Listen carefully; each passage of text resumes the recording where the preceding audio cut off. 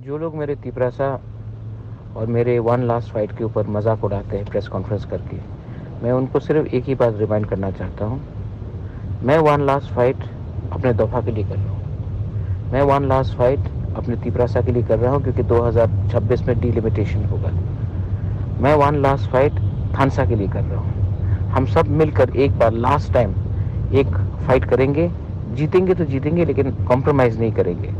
और अगर आपको हमारा मजाक उड़ाना है तो एक बात आप समझ लो, आप जब मेरा थानसा और मेरा वन लास्ट फाइट के ऊपर मजाक करते हो तो हंसता तिपरासा नहीं है, हंसता वो लोग है जिसको आप बांग्लादेशी बोलते हो।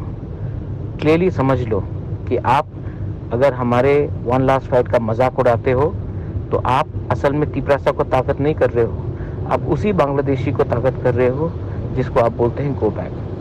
आप अभी भी टाइम है, समझो, हमारे संग आ जाओ, एक संग होकर हम लोग फाइट करेंगे। अगर आप एक दूसरे का मजाक उड़ाते रहे, हंसते रहे, तो हारेगा तिपरासा, जीतेगा कोई भी नहीं, जीतेगा बाहर वाला। बेलायनो हम भाई, धन्यवाद।